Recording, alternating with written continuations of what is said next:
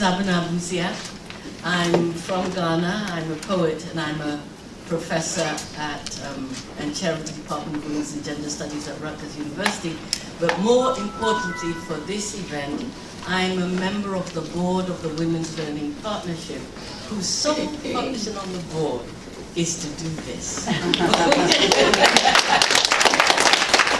is so wonderful. The Women's Learning Partnership many years ago had a series that they called Lifelines, the Poetry of Human Rights.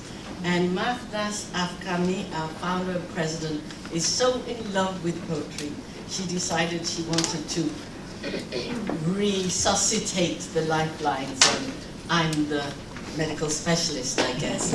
But before I continue about what we will do this morning, I would like to introduce Mathnas to say a few words. Because as I said, Mathnas Afkami is the founder and president of the Women's Learning Partnership, which is hosting this morning's event. She is the former Secretary General of the Women's Organization of Iran and the Minister of Women's Affairs. She's the Executive Director of the Foundation for Iranian Studies, and her numerous publications include Muslim Women and the Politics of Participation and Faith and Freedom, Women's Human Rights in the Muslim World. Please welcome Mathnas.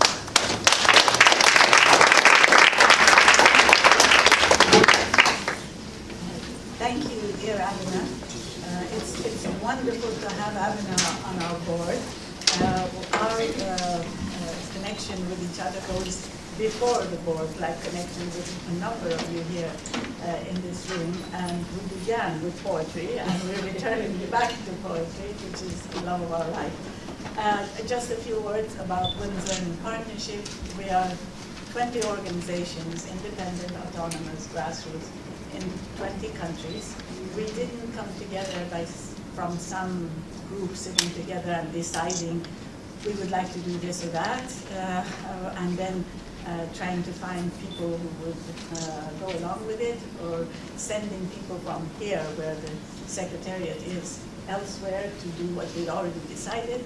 The other way around, we got together, we talked, we recited poetry, we danced a lot, sometimes appropriately, sometimes inappropriate times.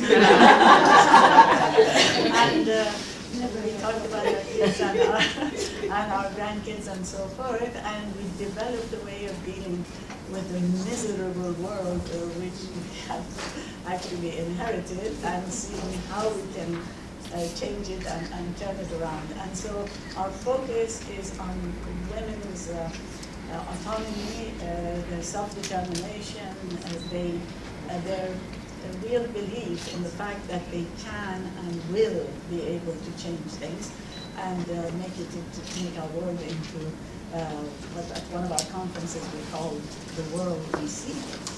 So there are a number of our people here. I'll just ask them to just show themselves. Senegal, Julie, did you get up? Sarayda, Palestine. Amina, Morocco. Asma, Jordan. Where is the rest of them? Jacqueline, Brazil. Malakat, Elizan. Who else is here? Well, some of us keep different times, So we actually have Mozambique, who's not here, and Pakistan, who's not here, and a host of others. But you would love them. Poets would have no problem relating to them. I will not take any precious moments from this, what we're going to hear. All I want to say is our collective aspiration is to sort of take from an English poet, a woman's reach should exceed her grasp, or what's a heaven for? And so with that, I'll leave it back to Abena, our poet in residence, to introduce the other. Oh, may I say one thing though? We are co-sponsoring this with Black Lives Matter. Unfortunately, our leader from Black Lives Matter was not able to be with us. It's an extraordinary movement, and we hear all sorts of war cries from the United States, all sorts of things that we don't quite comprehend in the people running for office here. But we don't see the movement, which really is the dynamic heart of this country. Something that is a continuation of Martin Luther King, and that we all have so much to learn from. So that organization is a co-sponsor, and of course the African Women's Development Fund, of which Abena is a great leader, and so we came together to bring poetry into the life of the United Nations. Thank you.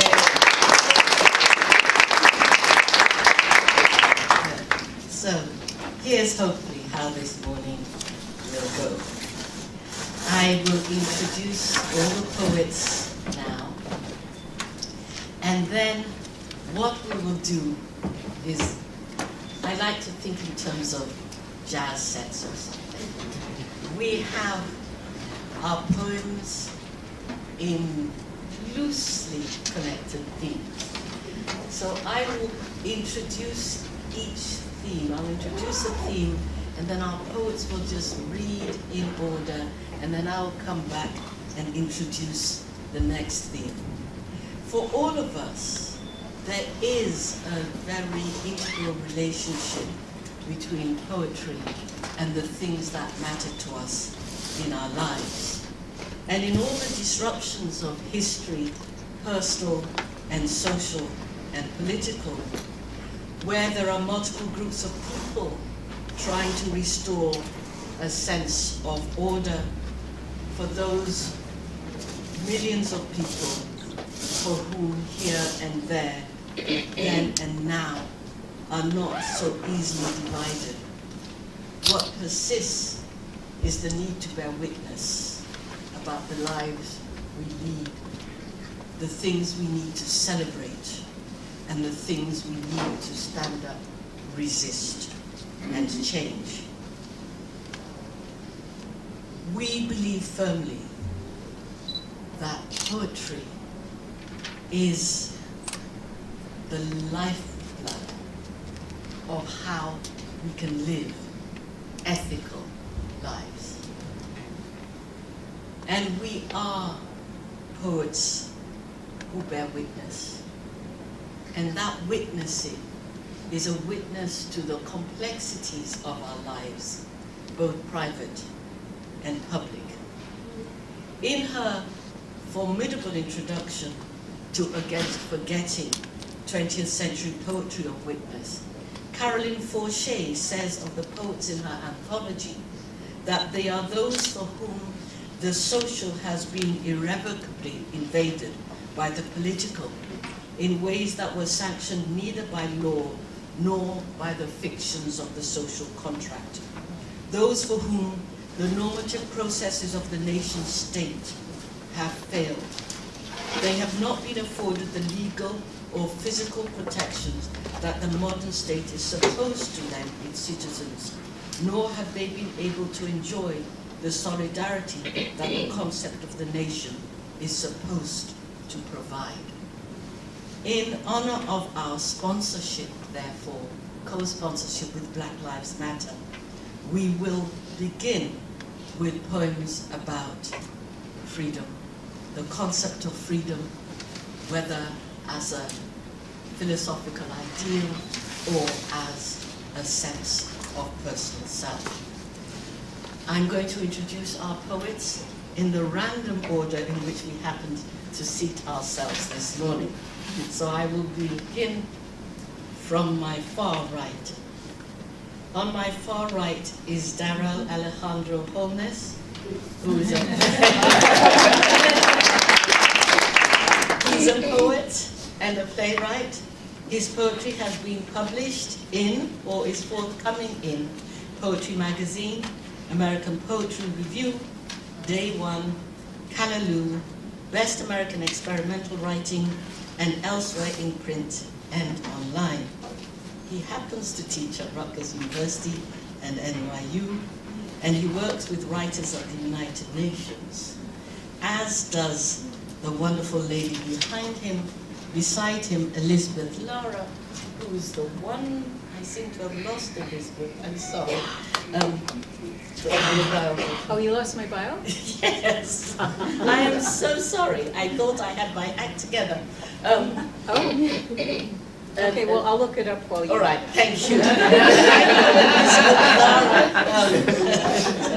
I apologize.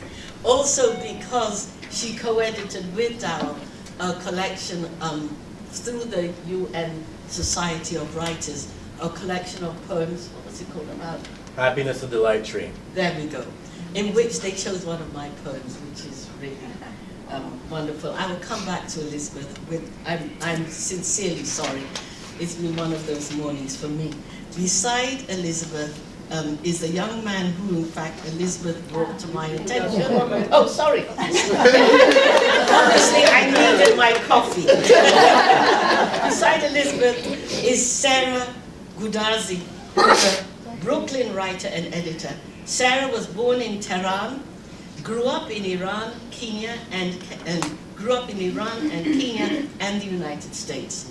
Her writing has appeared in National Geographic News, the Christian Science Monitor, Towers Journal of Poetry and Art, the Adirondack Review, and Drunken Boat, and featured in an upcoming poetry anthology. She's the author of several titles from Scholastic and is currently at work on a novel. Besides Sara is the young man who Elizabeth brought to my attention. Robert Gibbons came a long way to get to New York City. He came from the Everglades of southern Florida, from the land of Zora Neale Hurston and Howard Thurman, from 1,000 Lakes and the Sanctioned Sun. He holds a BA in history and is presently pursuing an MFA in creative writing at City College of New York. His first collection was published by Three Rooms Press in 2012, Close to the Tree.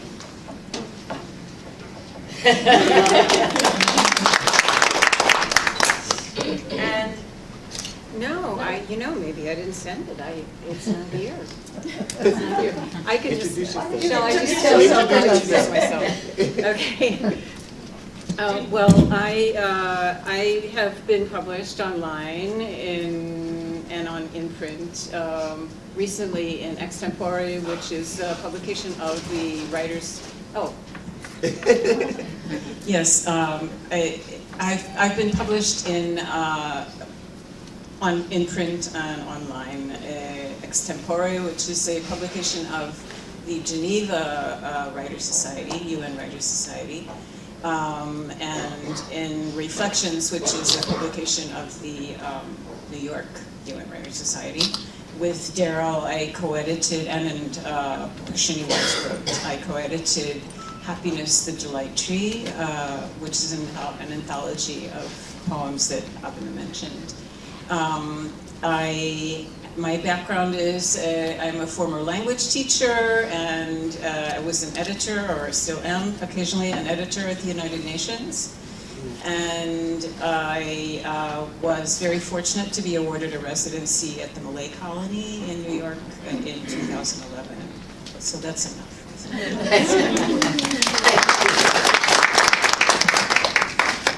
Thank you. And finally, I'm very delighted to introduce my good friend and colleague, Phoebe Shockley. Phoebe Shockley is the author of 4 collections of poetry, most recently The New Black, which was the winner of the 2012 Thurston Wright Legacy Award. She has also published a critical study, Renegade Poetics, Black Aesthetics, and Formal Innovation in African American Poetry. Her poetry and essays appear widely in journals and anthologies, including Black Nature, 4 Centuries of African American Nature Poetry, Poetry Review, Boston Review, Pluck, the Journal of Affrielation, Art and Culture, and Los Angeles Review of Books, Best American Poetry of 2015, and Best American Experimental Writing of 2015. Her honors, which are numerous, include the 2015 Stephen Henderson Award for Outstanding Achievement in Poetry and the 2012 Holnes Poetry Prize. She is currently the creative editor for Feminist Studies, and she is a professor of English at Rutgers University in New Brunswick, is my colleague. This was not on purpose. This was not supposed to be a Rutgers event. I did not know until I spoke to Sara that Sara is a Rutgers graduate. So, Rutgers rules, I guess. So we will begin, as I said, with poems around the concept of freedom, and Phoebe Shockley will start with her poem Du Bois in Ghana. We will all introduce our poems as we go.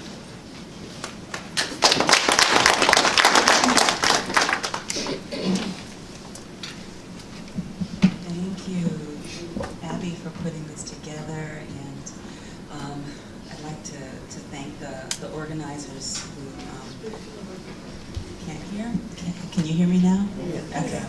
I'd like to thank all the organizers of this event for making a space for the particular work that poetry can do. So I'm going to begin with a poem that is appropriate given the co-sponsorship of Black Lives Matter. It's a poem that I wrote, it's hard to say, probably over a year ago now, or just about a year ago now, when I thought I was at the depth of my despair about the evidence that Black lives don't matter as much as one would like to think. This was a poem that helped me find a way to think through to possible futures. It's called Du Bois in Ghana. At 93, you pick up and go, and stay gone. The job Nkrumah called you to create at last your Encyclopedia Africana, encompassing a continent chipped like wood beneath an axe, a large enough diaspora to girdle the globe, and a mere 4,000 years. This was either well-deserved sinecure or well-earned trust that your health was as indestructible as your will. My mind wrestles with possible pictures. The Victorian sensibility, the charcoal wool formality of your coats and vests, the trim of your beard as sharp as the crease of your collar. How would these Du Boisian essentials hold up to sub-Saharan heat? Would your critical faculties wilt in Accra's urban tropics, as I've heard that Westerners are wont to do? Dr. Du Bois, I presume you took the climate in stride, took to it, looked out your library's louvered windows onto a land you needed neither to condemn nor conquer, and let the sun tell you what you already knew. This was not a port to pass on.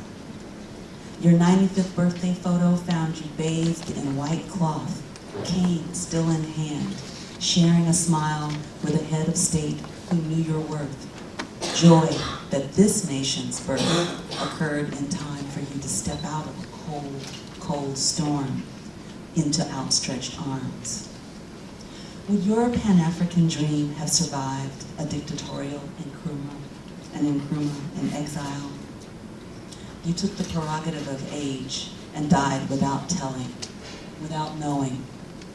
A half-century later, here in the country where you were born, I look into a screen and watch as near and far a pandemic of violence and abuse staggers the planet.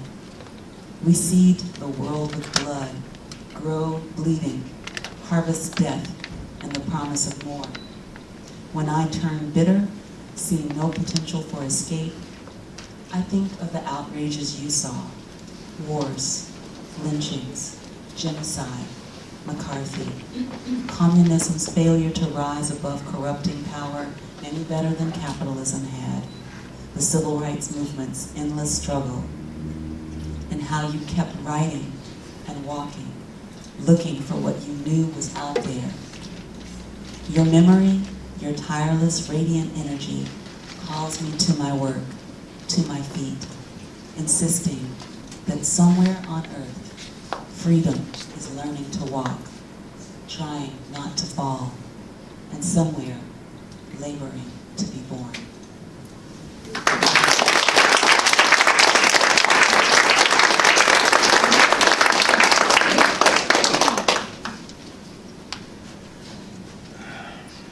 Why should I ever have to follow Phoebe Shockley? But I'm here. So thank you, Abena. Thank you, this wonderful organization. And I want to say a happy belated International Women's Day to everybody.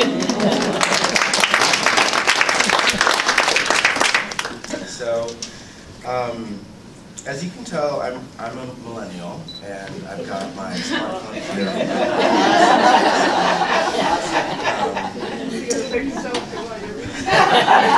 Probably. I should take a selfie while I'm reading. So one of the wonderful apps on this device is Instagram, and I am a big Rihanna fan.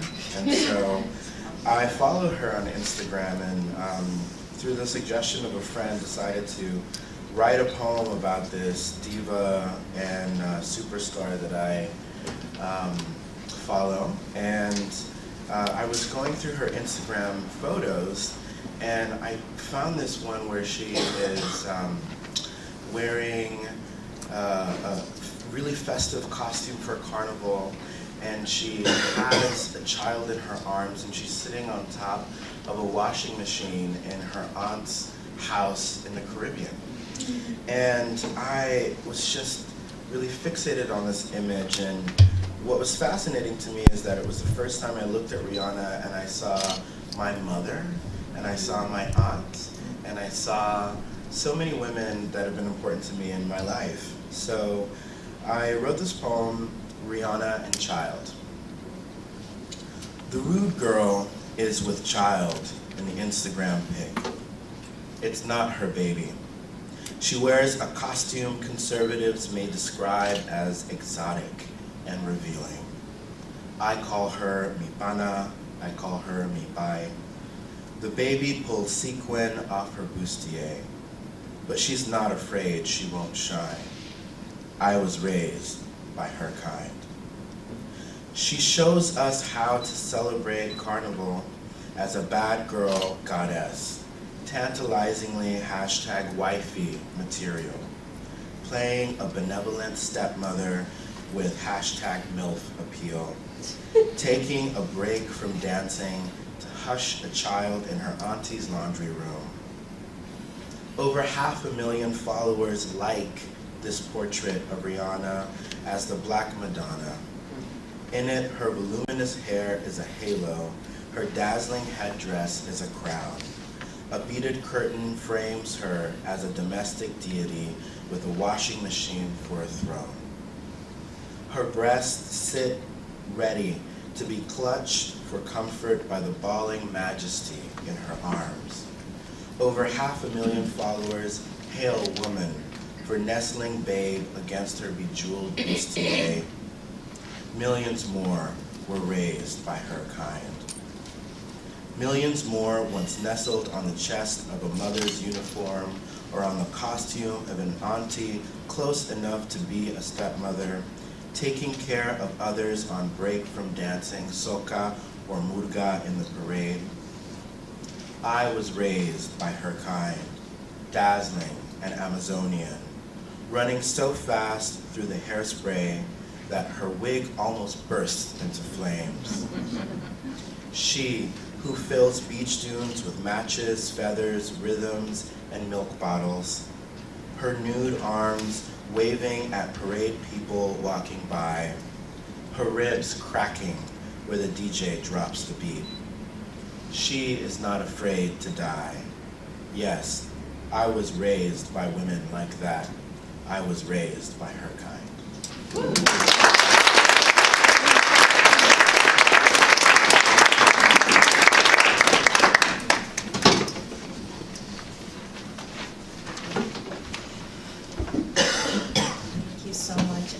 This is really a pleasure to be here. So I'm going to read about the concept, this poem is about the concept of freedom, bodily freedom, sort of to take away someone's pain. It's called The Darkest Shadow. My mother's thoughts marched on the table. I extended my hand and picked up one of their shadows, darker than the rest, one I hadn't seen before my father's faded. My hand grew dim, then my arm. The shadows spread until I became the thought and faded into the night. Mom walked into the room, eyes searching for thoughts that made her whole, that made her remember. She gave them a stern look, and one by one, they marched right back into her head. But she wanted the one that reminded her how much she missed. She looked under the table, in the cupboards, on the bookshelf. But I didn't move and stayed dark until daylight came. Thank you.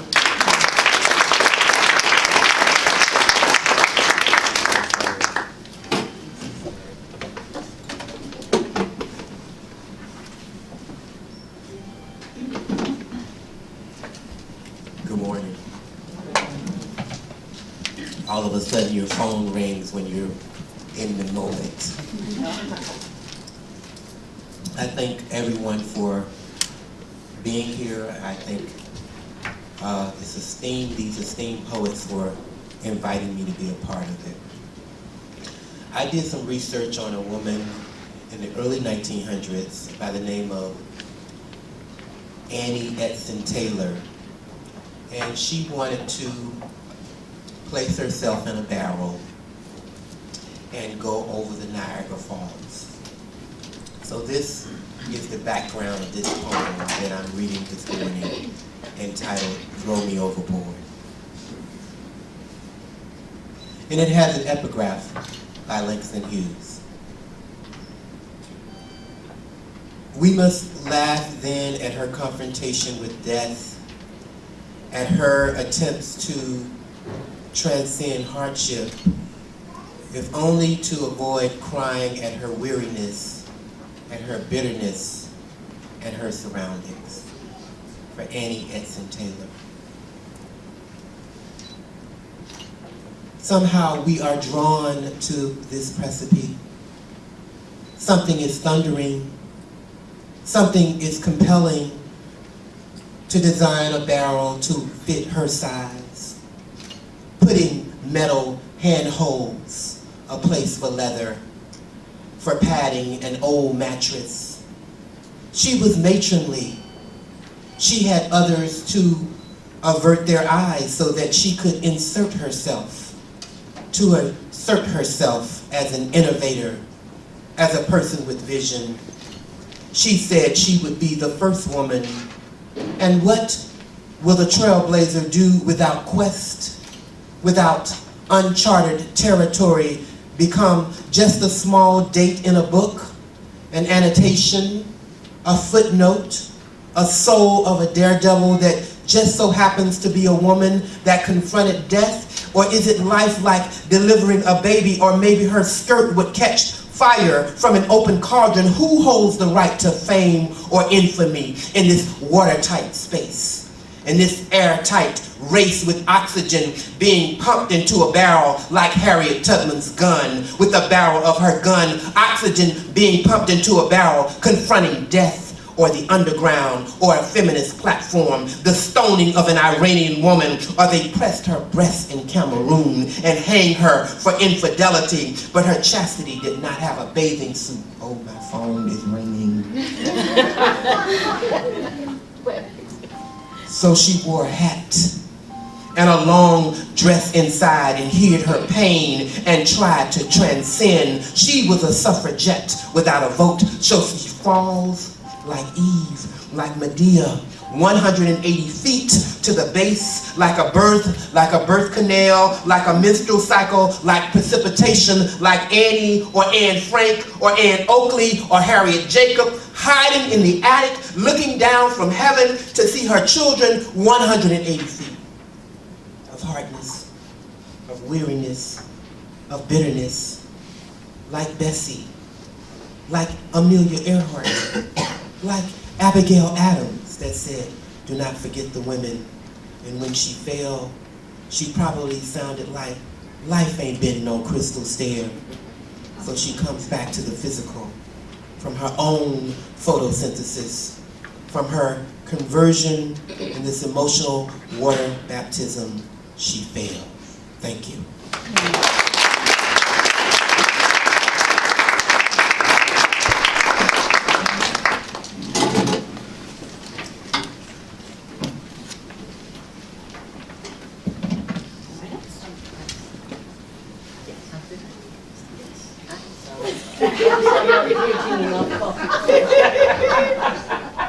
You'll be heavily punished for not sending in your resume.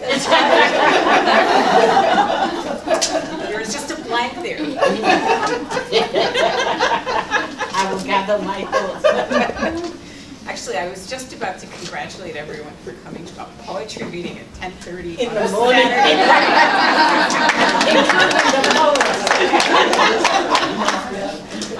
I am definitely not a morning person. So it's like 10:30. Okay.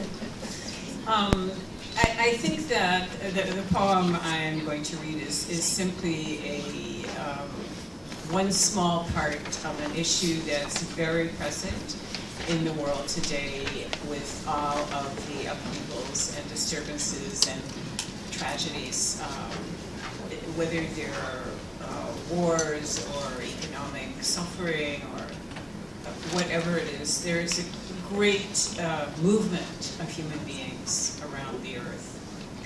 So this is a poem relating to that theme. It's called Crossing. In the distance, sun glare or mirage, a dance without dancers. The desert throbs with beating wings, a warning. Across rubble and sand, past ancient saguaro they run, as faint as the faces they dream under the stars. Fearful of thirst, of a snake, of a rat. Crossing at night, rushing into the whirlwind, they run so fast they forget their feet. At dusk, a buzzard swoops to the east. They understand. Their story is written over and over on the sand, stiff crust under their feet. Beneath an agave, her broad leaves, they drain their bottles. In this desert, they find no sheltering oak. What is it that drives them across the Rio Grande? Love or hunger? There may be danger in the weather, but what shakes around them is not the earth. It is the heft of squad cars.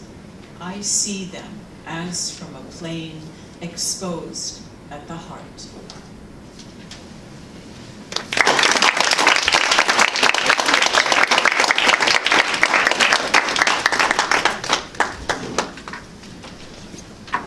On the 6th of December 1989, 14 students were massacred in Montreal. They were students at the École Polytechnique, and they were shot and killed in a spree by a man who proclaimed that as engineering students they were feminists, and feminists had ruined his life. Black lives matter, women's lives matter. The 14 women were called Geneviève Bergeron, 21, Hélène Colgan, 23, Nathalie Croteau, 23, Barbara Dagneau, 22, Anne-Marie Edward, 21, Maud Javier-Nink, 29, Barbara Marie Kluznik, 31, Maryse Leclerc, 23, Annie Santarno, 23, Michelle Richard, 21, Maryse Lajanière, 25, Anne-Marie Lemay, 22, Sonia Pelletier, 28, and Annie Turcotte, 21. Let's light a candle. Let's light another candle for old women, rejected wives, and all women powerless and silenced, whose children have forgotten the ones who gave them birth. Let's light a candle. Let's light another candle for childless wives, violated women, and all women scorned whose brothers have forgotten the same mothers they mourn. Let's light a candle. Let's light another candle for women mutilated by parents, battered by partners, all women killed by laws of custom, whose families hold sacrosanct such cultural practice. Let's light a candle. Let's light another candle for comfort women, ethnically polluted women, all women brutalized by rape and the sanctions of war, whose states have abandoned them, displaced, seeking refuge. Let's light a candle. Let's light another candle for girl children unmourned in death, oppressed in life, all girls unborn to life, whose people place no honor in girls. Let's light a candle. Let's light another candle also for warrior women working for women, all females, all feminists, all sisters in spirit. Let's light a candle. Let's light another candle.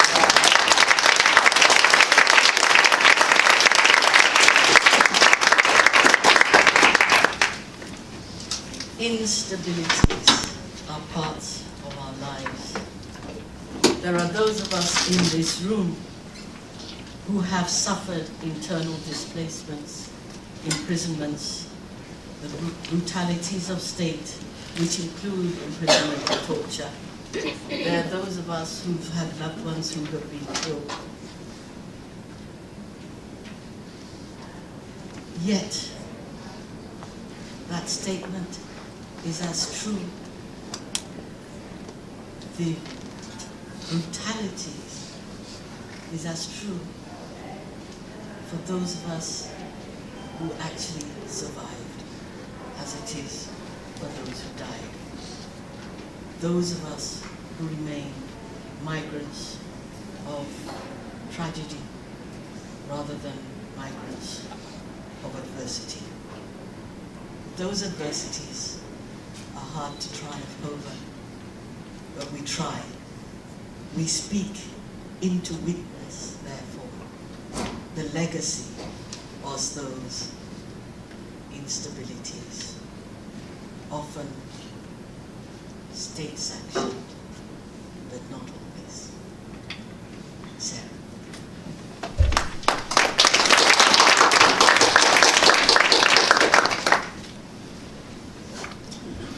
So I grew up partially in Tehran, and I I was there till I was 10 years old, and that was during the Iran-Iraq War, and I spent 6 out of the 8 years of the war in Iran, so I lived through 6 years of it. And it was only as an adult that I started to sort of process what happened. To me, it was just kind of life, you kind of lived with the war. And so the next 2 poems I'm going to read are my reflections on what happened. And the first one, I'll just give you a little background. So the way it used to work was we would have a siren every night or every other night or whenever. And the siren would tell us that there was an Iraqi plane in the area and that we needed to go to the basement because that's where you will survive if you were hit by a bomb. And then we would stay in the basement, and then there would be the anti-aircraft, and then a bomb would drop, and then we could go back up and go back to sleep. So this poem is about that, and it's called Tracers in the Sky. It is the birds I worry about when the streets become shadows and planes litter the sky. When my father wraps my hand in his, and we're headed down to the basement again, where it's safest. It is the birds I worry about when the anti-aircraft tracers are brighter than the stars, and I'm watching through a small window, praying to a God I won't believe in when the sky clears. It is the birds I worry about when the bomb of the night finally drops and a family is dust. It is the birds that I, the 9-year-old, worry about, because it's their song that awakens me to another day.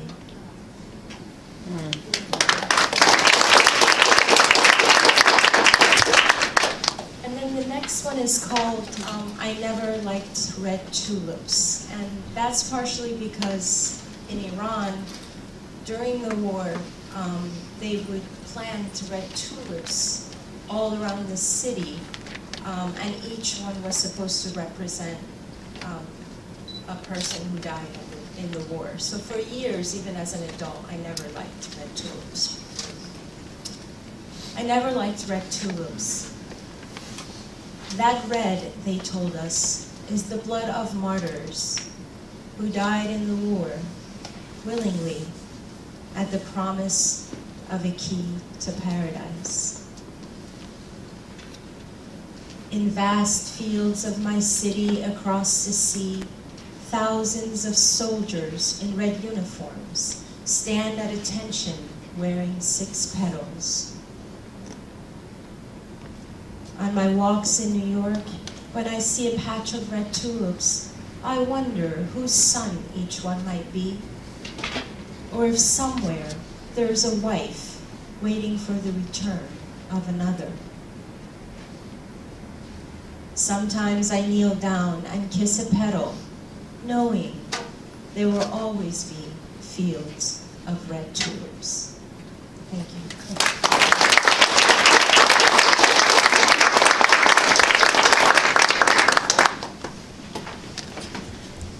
Sometimes it feels like it happened yesterday. Sometimes it feels like it happened to somebody else in another lifetime. But in January of 1972, I was alone with my mother in our family home the day of a coup d'etat in Ghana. The person whose government they were overthrowing was my father's. Mercifully, he was not at home.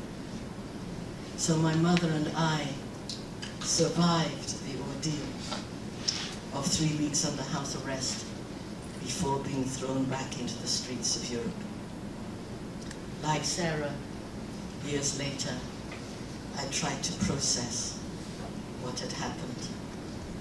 These 3 poems, short ones, come out of trying to manage that process. Counter-coup.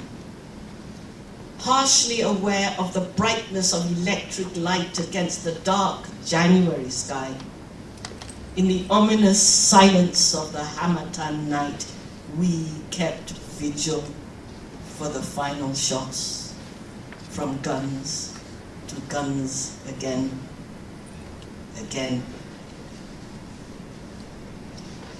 In praise that it was not my bone and tissue.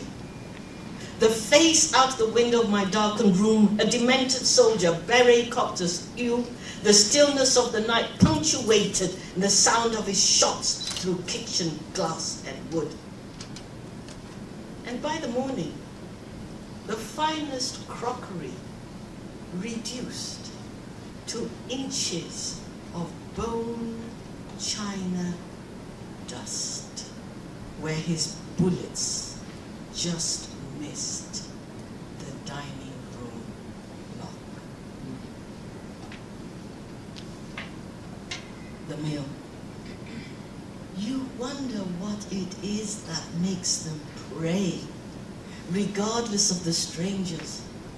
To thank what distracted God for this hasty meal, prepared in flight, eaten cold in alien rooms in foreign lands, where not assassins and not friends can find them, with names not their own, wearing clothes not their own, in rooms not their own.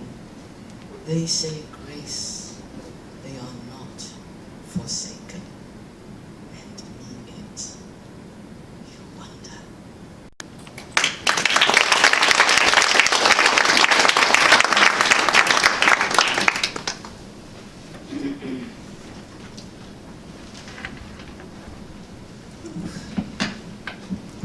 This reading just keeps getting ramped up. This is a poem about, well, it says what it's about, but the thing I would tell you about it is that it's a poem in which I challenge myself, as I like to do, to write with a constraint. And the constraint for this poem was use only one vowel. Okay. It's called A Dark Scrawl. War can't amass a brass tack. War's all bad acts and lack, scandal and graft. Watch flags clash and tanks attack camps. Arms crack, rat-a-tat-tat, and ban calm. Cabals plan vast land grabs and trash faraway clans' shacks, pads, plants, halls, and farms. War's bands track maps that warp and adapt as rash hands grasp at lands that attract. Rag-clad lads and gals gnaw small snacks, catch as catch can. War's gray days last, and as man slays man and clans fall apart, can wax halfway banal. Ask, what adder can mask war's stank past? What fragrant balm allay all qualms and angst war spawns? Alas, sad mama's ball, what wan dawn shall mark war's last gasp? What art, pray, shall patch tracts war ransacks? Mass and spark lads and gals war raw shards, and call glad days back.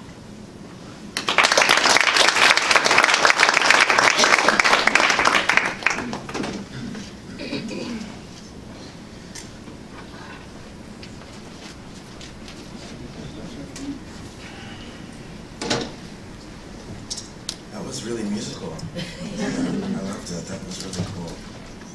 So I'm from Panama originally, and as many of you know, in 1989, there was an invasion, a U.S. invasion that took out the dictator Manuel Noriega. So I grew up in the aftermath of that, and what was always fascinating to me when I was told the story of the invasion was how so many Panamanians were killed in the pursuit of one man. The U.S. bombed several neighborhoods where they felt he might be hiding. And there was a painting made by Alfredo Sinclair, who is an important Panamanian visual artist, called Mujer con redes y peces, which is woman with nets and fishes. And the woman in this painting is really full of despair, and it really made me think a lot about women who had lost loved ones in the pursuit of this one dictator during the invasion. So, and it takes its title from what you guys will probably pick up on this, Lady Sings the Blues. So it's a very blue painting. The Panamanian Trigueña woman looks like a sad Mona Lisa lamenting, a lost smile. Perhaps she is a Madonna crying for her lost child, sitting for her first portrait without him. or Marilyn Monroe without the signature glint in her eye. No, she is a motherland mourning children she never knew she lost until their bodies were discovered in mass graves at Tocumen Airport. Barely buried by American soldiers eager to fly home after bombing whole neighborhoods in pursuit of a single man. This single woman in the painting has dead fish in her net. This one woman in the painting doesn't want to be fed. The woman in the painting is transporting her men to give them an honorable burial.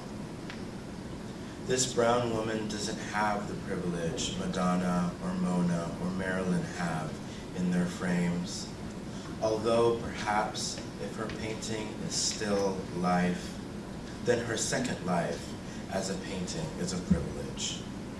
Perhaps what the world meant to be her pain has survived her to become someone else's idea of art.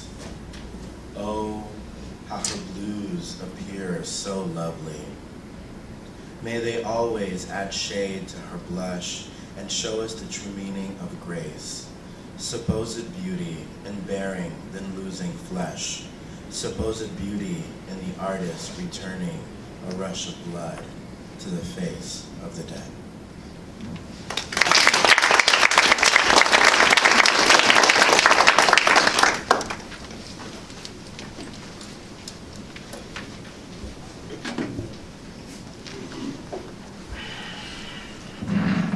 Thanks, Darrol. I have two poems. The first poem I wrote a while back in 2003, 2004, about the Iraq War, second. It's called Republic. Republic on fire. I refuse this night, this desert, so sand, so sun, so cadaverine fire. Their retread stops, their tired Hummer roll stops. Planes fly over, stop, over, stop. Some lie dead. I rehearse, I cry out, can choose. Sand needles fly, all bleed, retreat. Their so charred flesh, repulse, pulse, stop. Their blood, no pulse, over, stop. I refuse to fire. Weapons a mass, destruction.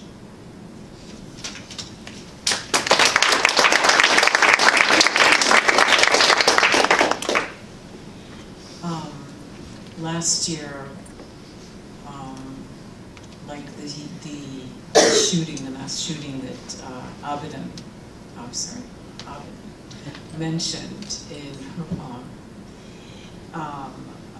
we witnessed a terrible mass killing in Kenya at Goudarzi University College. So this poem is about that. It's just called Goudarzi University. Roused from sleep, she stands naked, voice locked in her tongue. Around her, her sisters gripped in the chains of their eyes, locked on the masked figures, the long, dull barrels of their rifles. The one who approaches her, she can smell the sulfur on his hands, his body's sweat and dust, asks, what is the name of the prophet's first wife? Before the gunpowder explodes, before the world goes black, how slowly the bullet moves, desiring her heat, seeking the death spot on her forehead.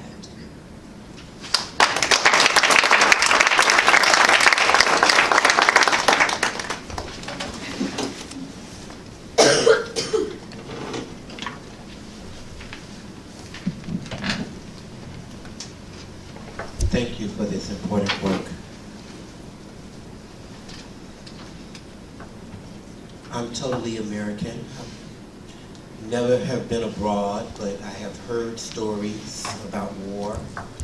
And oftentimes I question what would happen if war came to where I am. Or I grew up in the swamp of southern Florida, and I've always kind of felt protected, but I do, as a poet of witness, a poet that sees, I feel, I connect myself with all oppressed people around the world. I'm going to read 2 poems. The first one is Bury Me in a Free Land. When I think about you, I think about mothers. A mother that said, bury me in a free land. A mother screams out from the auction block. A mother saw their children being sold. When I think about you, what we see, and it has changed hands, but it is still brutality, still immortality. Temperance is patience. The mother is standing there as their weight of the delivery, carrying of a soul within a soul, the weariness of being told whose soul crime was their hue. She becomes the voice for the voiceless, the Alice Paul and the Fanny Pankhurst, the dress rehearsal, the wake, the funeral, and the repast. She has to cry in silence, cry in silence, cry in silence.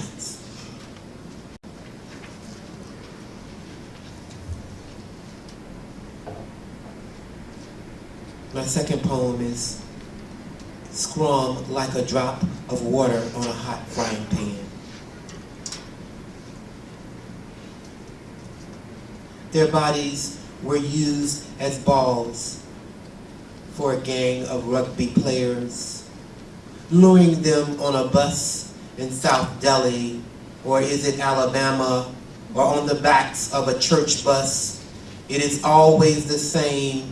It is inhuman of using a metal rod like a plunger, oppress her womanhood to suppress her independence. She is Violet, a nude bust of an Amazon woman. She is a beat up and a beat down with a noose and the lynching of Themis. His penis becomes a lightning rod, her body a plunder by sultans. A siege and a quarantine with no chastity. He is a terrorist for a Trojan wielding riot on Bastille, and she clings to life. Her fruit becomes 23 blights. She erodes and fades as victim.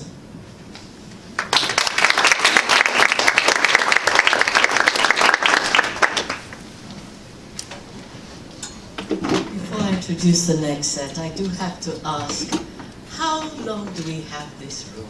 Another half an hour. Okay, and then we have to leave. Okay, that means I have to, in the interest of democracy, we are running behind, so I have to ask my poets which section you have to cut out. Because we're all poets, and we wanted to do a section on the craft of writing itself.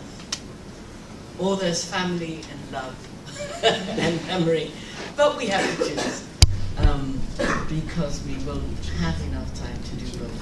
Cut the last section? Pardon? The last section. Well, you want to cut the last? No, we can't cut the last section. There's no theme for that. Pardon? There's no theme for the last section? All right. All right then. I guess we will cut the last section and the conversation and we'll just read poems. And so anybody who wants to read what would have been their last poem in any of the other sections, just feel free.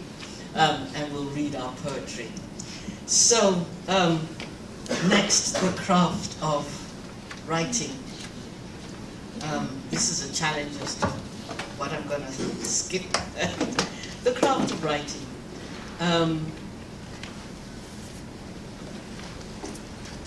You know, to be a poet is probably more of a compulsion than a choice.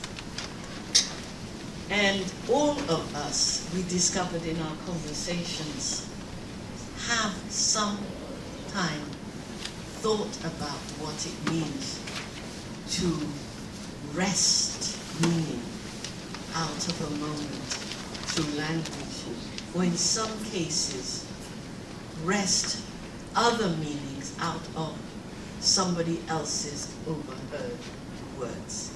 And that's what we are offering in this next section, beginning with Sara.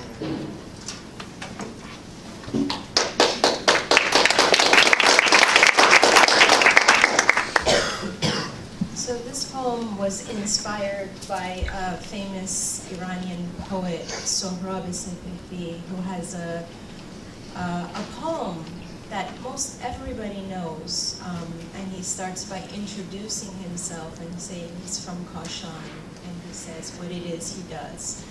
And I sort of was thinking about that poem, and I kind of decided to write a similar poem. And there is a little footnote in the poem, so I'm going to tell you what that is. I used the words dark red flower in the poem, and that refers to a collection of poetry by an Afghan poet named Nadia Anjuman, who was beaten to death in 2005 by her husband and mother-in-law.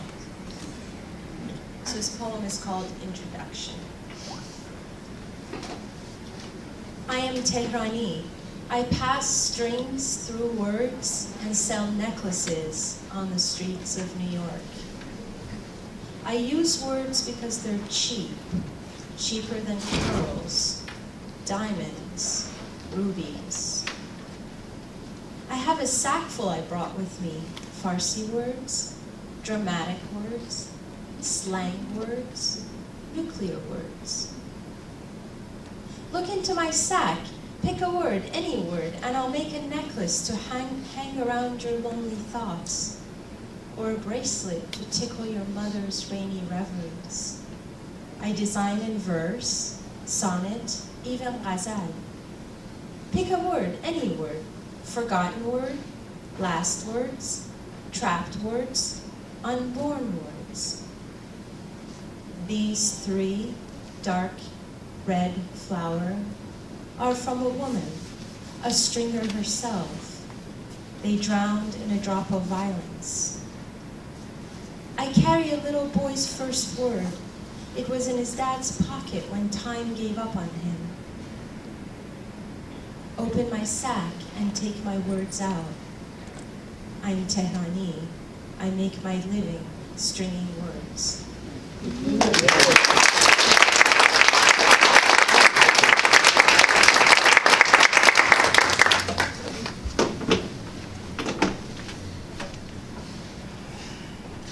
Last year, there were 20,000 Central Americans that marched to the U.S. border through Mexico, and they were mostly children, and they were referred to as the Surge. They were escaping a lot of especially gang violence in Central America. And as a fellow Central American, I thought about this, and I wrote this poem. It's called Poder. Poder. The difference between poetry and rhetoric is being ready to kill yourself instead of your children, wrote Audre Lorde.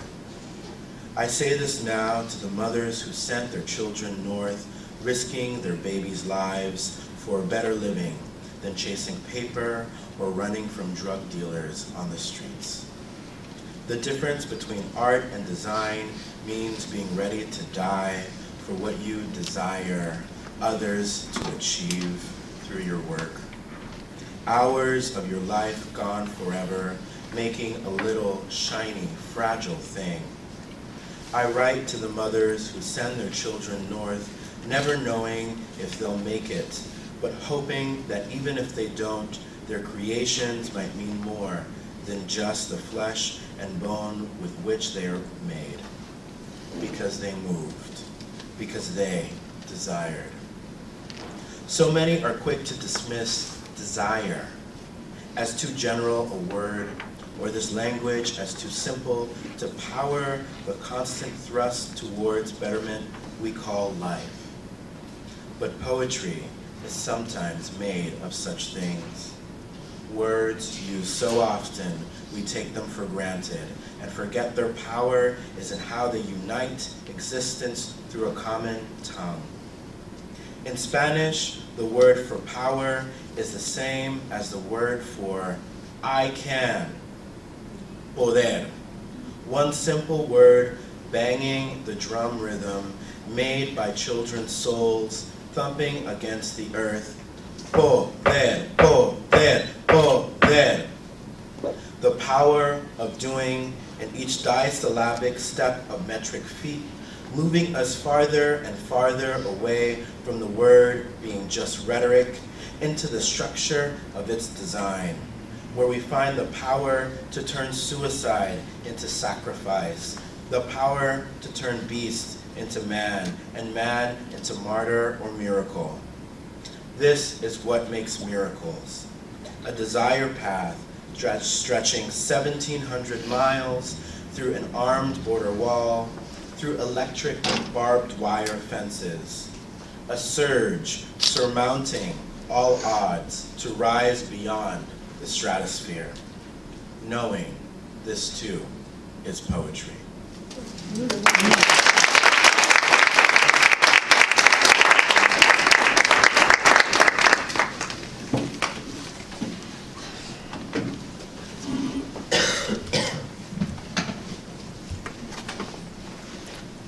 Living in New York, you come in contact with a lot of people.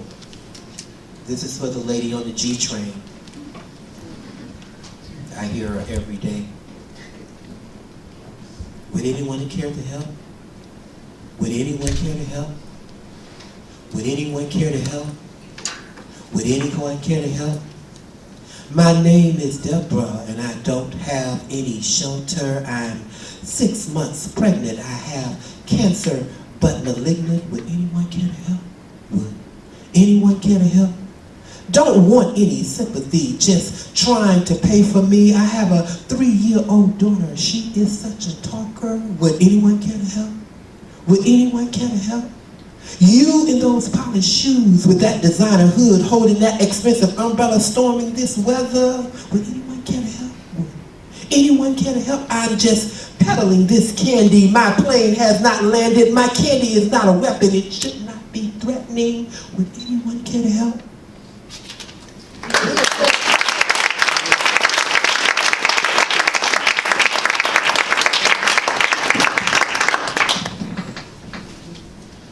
I chose to read this one in honor of the wonderful Ghanaian writer Ama Ata Edu, who was one of the original supporters of the Women's Learning Partnership, and in fact it was because of her that I was invited to my first poetry reading. She nurtured and mentored me and introduced me to Mathnaz. It's a tribute in 2 ways. First of all, it was written for her 80th birthday, her 70th birthday. And it's composed of titles. It's the titles of her works woven into a poem.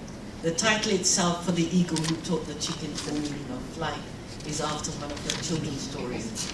But it's also a formal poem, one of my few formal poems. It's a trimeric, which means it begins with a 4-line stanza, and then the following 3 stanzas each begin with each of the subsequent lines, the second stanza with the second line of the poem, and so on. But being an African woman, it's a variation on a theme because there's also kind of a call and an echo of a response. No black-eyed squint of a sister killjoy, you gave us someone talking to sometime to banish the dilemma of a ghost and call for changes to come. Sankofa, every bird must claim its own song.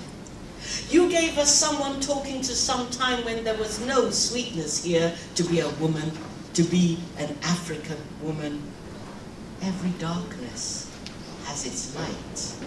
To banish the dilemma of a ghost, your mouth that eats salt and pepper came to pronounce an angry letter in January. Every wrong can be made right. You call for changes to come. Truly, you gave us love stories, African love stories, to bless wherever the girl who can. Every eagle holds the power of light.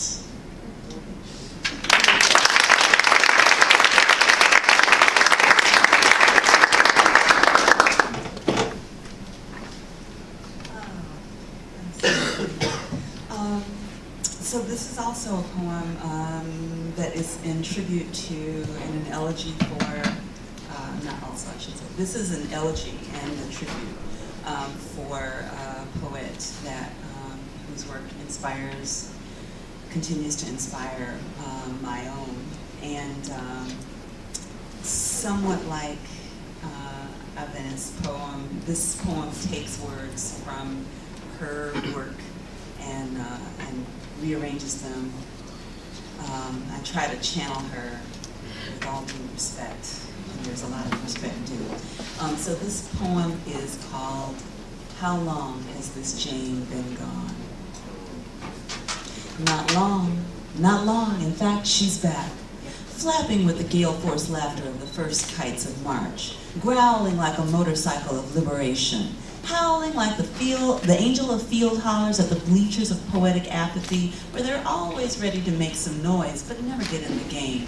Oh yes, she's back. Back like she was never gone, still blues washing over the whitewashing of the music, still pinning the tail on the covert donkey of domination, still hissing wisdom into the imperial bathwater, still cussing the fuck out of evil rapist punks and the friendly ones too. She's right up beneath your mama's left breast, right up in the cook-footed cornbread, still breaking out like sweat on the drummer's forehead, still chuckling in the backyard over her hot diaspora stew. Can't you hear her? Rumbling like an earthquake through the crowded blocks of Watts, sizzling like the wind off the ancient coast of Ghana, honking like the traffic symphony in the hot sauce streets of New York, crashing onto the untamed sands of the people's beaches of Cuba. How long has this Jane, this breathtaking Jane Cortez been gone? Not long, not long. In fact, she's back. Yeah, back for seconds. A little more Armstrong funk in the sunshine. Another helping of that spicy Caesarean callaloo with a bit of red pepper poet mixed in. Another round of Big Mama Thornton blues brew, right, Bumblebee? Yeah, she's looking for a second slice of that wicked shit Guillen cooked up. Another bite of that African truth casserole Chana Pozo serving from his conga. Very fine, very fine. One more taste of the scatology spittle Ella's still slinging around the Savoy Ballroom. One more ride on the train, this side of time, before she takes it to her final destination. Have you seen her? Drinking the conjure woman's pot liquor straight out of the pot. Sashaying across the evening sky like a bouquet of black girl smiles. Have you heard her? Talk singing her gut bucket lullabies into the ears of desperate children, exhausted men, and outraged women. Sweeping the dust of corporate-sponsored exploitation off the bandstand with her fire-spitting lyrical jazz cleanup crew. Have you felt her? Rattling your bones with the daily news of the latest pro-democracy drone strike? Licking with sandpaper cat tongue kisses the numbed shell of cultural desensitization to violence we call paying the bills. Have you seen her? Have you seen her? How long has our Jane been gone? Not long, not long. She's no farther away than the sound of her name and her hellified poetry ringing out of our loud memory throats. If we act right, she'll be right back.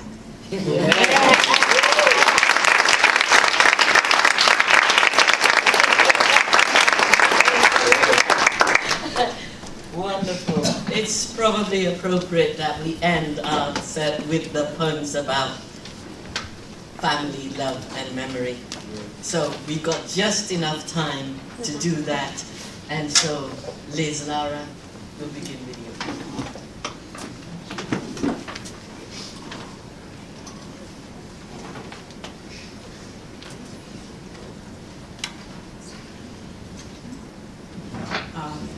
This is a poem from my older sister. She's 10 years older than me, so she's in a way a little bit like my mother. It's in a form called the Fibonacci. I don't know if you can see it on the page. It's a mathematical form, so it's a syllabic poem. Very short. It's called Siblings. My big sister, now an old woman whose walker rocks, thumps, squeaks across the floor, survivor of heart broken by loss, by surgeon's knife, rises each morning, wild deer roaming her garden, roses in her arms.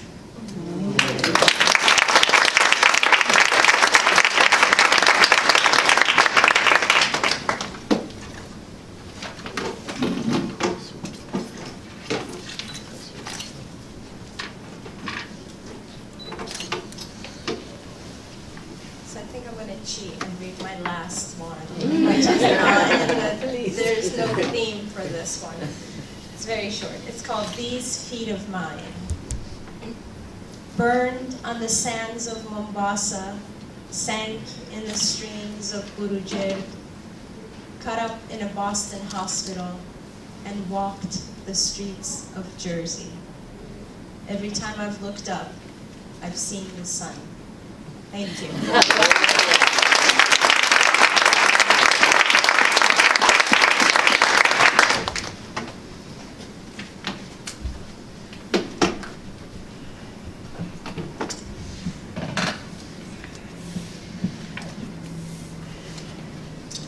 This poem is called Bread Pudding Grandmama. This poem is called Bread Pudding. I see someone in the back. The poem is called Bread Pudding Grandmama, and it's a fun poem. Crack open the coconut and mix the fluids of el coco with cow's milk, like I mix words with grunts and moos when speaking with my childhood fable friends. This is my grandmother's recipe for bread pudding when I come home heartbroken from high school. We bake everyday pains into guilty pleasures, mix in torn apart bread loaf bags, always in a ceramic bowl, and watch them move like tectonic plates. We play as God does in California, the geophysics of Caribbean cuisine. Turn the earth at force with your spoon, like turning through stages of teenage rebellion where nothing stands firm beneath your feet and your mind, like bread, is an uneven sponge. Add in brown sugar to taste, she says, and eat some as you bake to feel better about being called a brownie today in class. A little glucose for her day of tasting tears that run down her cheeks as old age runs with my grandfather's mind. Add white sugar, then vanilla. No almond extract unless your monthly check has come in time. If it hasn't, your palate will taste a richer sweetness, the soulful truth of Caribbean cuisine. Almond absence brings the vanilla out more. Our hands mush together our pains with a few grains of salt. For style, she says, with a few slices of butter, the secret to life, in each mixing bowl. I'm the darling grandchild, her favorite, I believe. At school there is trouble, and medication for her is expensive, so we make bread, bake bread, the sweet kind to satisfy our appetite. She digs from the bottom of a jar for fruits soaked in wine, only the best ones. We add this last. This is what gives it that taste, man. Any liquor is all right. She talks, I smile. 86 years old, I believe her old hands and weak eyes, but strong legs and big smile. We empty it into the pan, bake it, and trade our worries for the aroma. Pour in the ingredients of hard work on a hot afternoon. Forget that children can be mean, and that with wisdom comes age, but with age comes ailment. Bake for 1.5 hours and devour.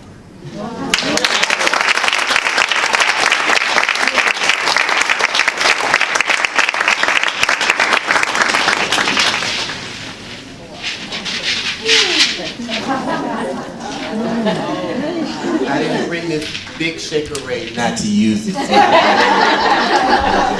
time to show it. This poem is dedicated to my sister Monica. I lost her last year to breast cancer, and she was very young. So I'm going to chant just for a moment to her and read a poem called A Lump.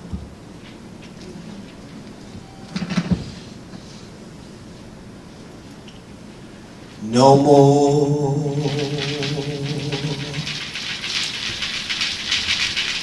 weeping and a wailing. No more weeping and a wailing. No more weeping and a wailing. She's going home to live with God no more. Weeping and a wailing. No more weeping and a wailing. No more weeping and a wailing. She's going home to live with God. Fresh clay rises, swollen belly of birth, this earth split like heat, and sun spits, it rain down mercy. And the delivery, it rains down mercy. After the biopsy, it rains down. And cyst, after the shock, after the doctor said we will follow up, we will isolate it, we will violate this beautiful feminine, we will rape her bowels, we will chemo, we will procedure, we will procure her a test, a new chest her, it rains down mercy. After the lump, the bump grows into a tumor, a bloom implodes her. Expose the thief, expose the thief, expose the thief, break a lock. Opening her bread box, bleeds her radiator. It moves her to ask questions. It's pushing her buttons. It's pushing her buttons. It's pushing her buttons. She loses energy suddenly. She loses energy suddenly. She calls it benign, if not malignant, to a suicide note. Her fake bra claims legitimacy with her flimsy weight. Her aggravating husband is pushing her buttons, is pushing her buttons. Her arms like ovens, her arms like ovens. She calls the surgeon, she calls the surgeon. She knows of bludgeoning, and chemo. She calls it bald. She does not call anymore. She turns eggplant purple, eggplant purple, eggplant purple. Her earth, her worth, her diamonds. She is liable. She knows the fire. She knows the fire. She knows the fire. A water baptism. She found a lump, and it spreads like a table. It spreads like a table. It spreads like a table. Thank you.